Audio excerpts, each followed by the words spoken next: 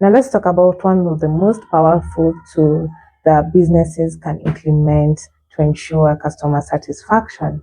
And that powerful tool is great and efficient communication in customer service. Now, communication is very critical when it comes to businesses because it is more like the underlying foundation for not just a good business, but customer satisfaction, retention, and ensuring that you are using communication to your very best to grow, to improve your systems, and all that. Now, why is communication so important? One, communication helps build trust. Clear, honest, and timely communication creates a lot of trust. And whether it's responding to inquiries, sending updates, or handling concerns that have been raised by your customers, customers really appreciate transparency. They appreciate accountability. They appreciate feedback, especially that. Customers appreciate feedback. And they are more likely to stay loyal if the brand is doing all this efficiently. Now, I'll give you a good example. How many times have you been in a situation with a business? You bought something online, and according to the online details, the item was to be delivered tomorrow on a Friday. And on that Friday, nothing is delivered. You've already paid for this item. And as a good customer, you're like, okay, maybe there's a delay. Let me see if it will be delivered tomorrow. But the delivery is not even there the next day. Now, that thing is very frustrating. Look at your emails. You can see that there's no message from this business or even the company that's supposed to do the delivery. When such a situation happens, this customer loses trust with our business. They find them inefficient, and more so, they cannot trust their hard-earned money with this business because there's a possibility the item might not even be delivered. Now, let's say you're this business and you notice that you're having delays or maybe certain problems when it comes to logistics. And you realize that there's some items that might come in late, well in advance, especially if you have a well coordinated team. What you can do is send an email or a message or even call this customer and tell them that, hey, this product will come in late, or hey, there's a delay in this and that. We really apologize for that and hope you can understand. Now, this is a timeline of when it will be delivered. Now, what that does is one, it reassures this client. This client who's frustrated. Two, it shows that you are concerned. And that means that you're being empathetic.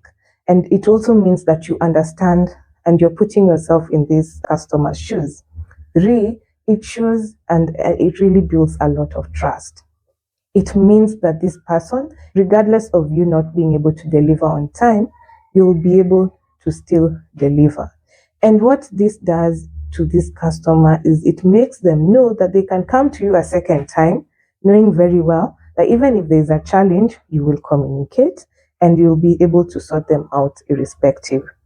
And voila, with that, you have built loyalty. You are now having retention and they can refer you to other clients. Yeah.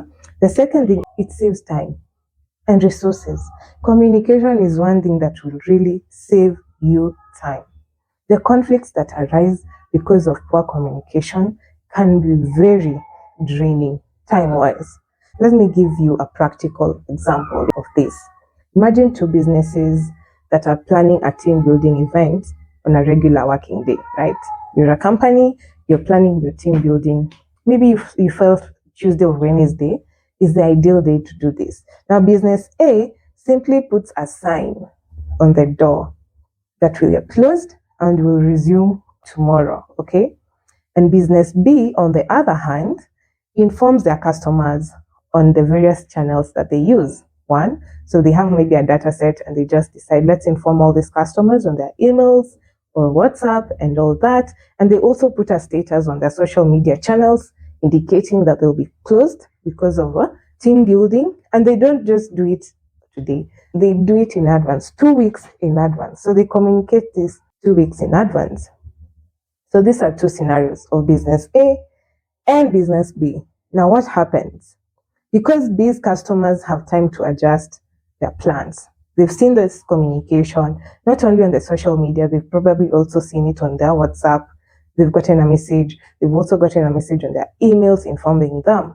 What the customers will probably do is, one, if they are planning to maybe take Tuesday or that day to come visit the shop, they'll align their timelines. They'll align their schedules now to ensure that they're able to get the product they want in good time. It could be before that day or after.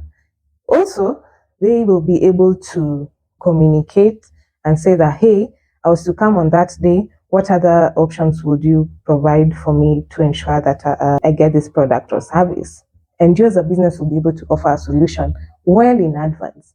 Now, business B customers have time to adjust their plans with respect to their schedule. Yeah, they might visit a day earlier or reschedule accordingly, depending on how they feel their schedule is. In addition, they feel respected and they also feel valued because you had the opportunity to communicate well in advance, you considered them, and you considered their time and schedule. Now, let's talk about business A. Business A's customers.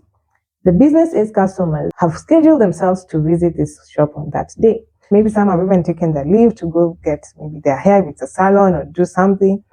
And they reach there, and the first thing they see is it's closed, will resume tomorrow. Now, what hits you as a customer is one, frustration, because hey, who wants to learn that at the moment they've already taken their time to travel and be there at the business? And then the other thing is it leads them to get a second option because they don't want to waste their time. They've already dedicated that time to getting that product or service. Now, what happens is they will choose to look for another provider. And when they do that, you have potentially lost business. Not just potentially lost business, you have also lost revenue. You have lost money that could have been earned that day by those customers. And shock on you, if the competitor is offering what business B is offering, they will stay there. They will never come back. And you have lost customers. So these are the costs if you are not effective in your communication. If you are not able to plan your communication ahead, this is what it can cost you. And that's how communication saves time. It saves time and resources in so much ways for both the business and the clients. And it also prevents resource wasting. Because what happens with business B, these people aligned their schedule, so they still were able to deliver. They never actually lost any customer on that day that they were not, because they aligned the schedule to come on the day before or after, and they were able to be fully satisfied. Now, let us look at the other good thing that happens is it speeds up problem resolution. Good and effective communication really speed up problem resolution. And what do I mean by speeding up problem resolution? When issues arise, effective communication allows businesses to clearly understand the problem. And you're able as a business to resolve it quickly. So customers don't want to repeat themselves multiple times. So if I'm a customer and I call your business that, hey, I'm experiencing this challenge, can you assist me? And you're like, okay, let me find someone who can assist you, and then I'll call you back. I mean, come on, really, guys.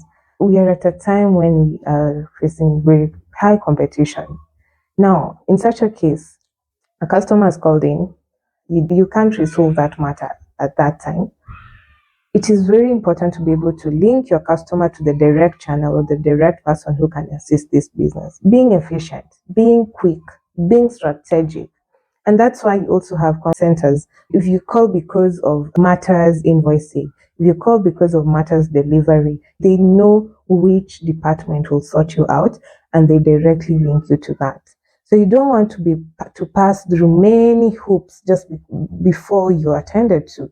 It's something that's really frustrating. And it's really important to put yourself in the shoes of your customer. In case you are noticing that these problems are quite frequent or common, you can do one thing, this thing is dealt with. Because you don't want it to be repetitive. And there is no business that will miss problems. There is no business that is perfect. There is no business that is perfect. You want to use feedback to your advantage. You want to use feedback to improve your processes.